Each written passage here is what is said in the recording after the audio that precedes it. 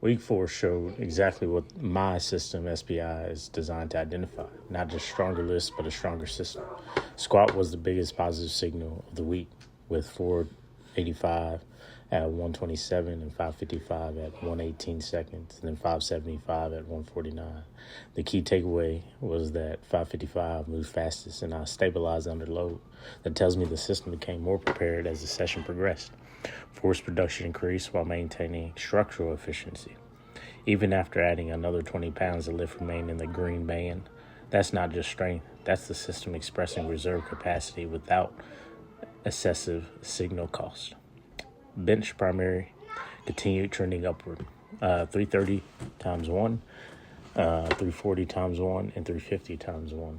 The increase in load came with very little cost and efficiency. That's exactly what I want to see. The system is producing more force while maintaining movement quality.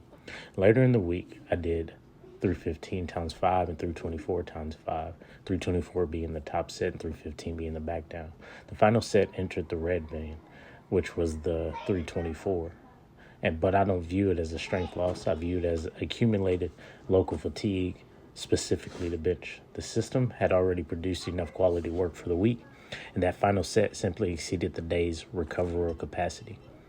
The response isn't to question strength. The response is to recognize where signal costs stop producing a meaningful return.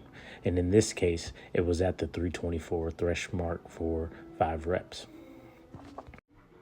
Deadlift was 490, 525, and 535, with all the times being respective in relative time. As load increased, the ascent time increased predictable manner. That's expected as the system approaches higher percentages. Unlike previous weeks where lockout mechanics influenced performance, week 4 showed that the system reaching higher outputs while maintaining technical integrity. The slowdown reflected heavier load, not structural breakdown. In the System Performance Index evaluation, the majority of the lifts remained in the green band, showing that this further shows that I maintain structural efficiency and integrity while expressing higher force outputs. ASP continues to trend upward because heavier loads are being expressed without a proportional increase in signal fatigue costs. And my ASF remains stable.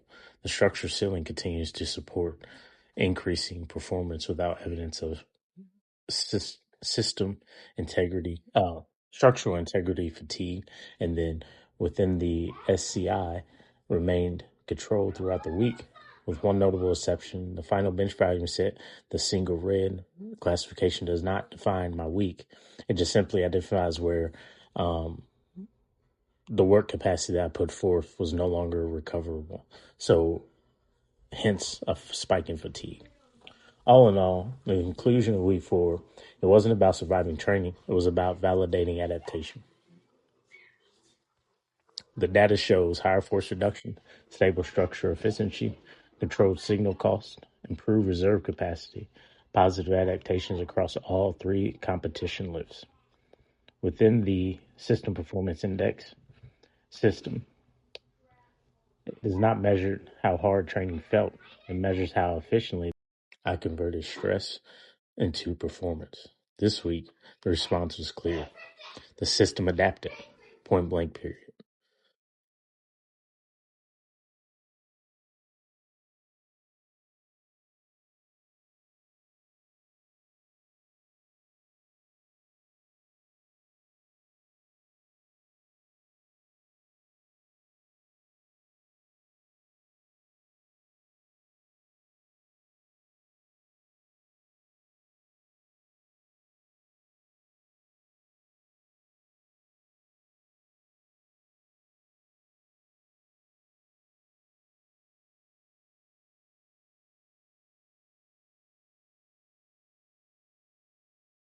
What's good?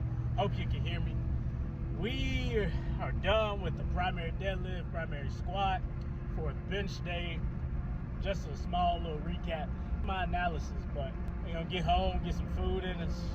We got about roughly a little over 2 hours before we go meet up with a client to get them trained for the night. Go home, get some programming done for another client, and I'll get in contact with a few more people on the day about coaching and whatnot It's all a part of the journey. You're gonna have your ups and downs, you're gonna have your failures, you're gonna have your successes, but the important part is that you just keep going and thanking God that you get to do it. Very good day on my end. I see my nutrition paying off in my training. I see my no quit effort paying off in my training. I see my own data analytics paying off in my training.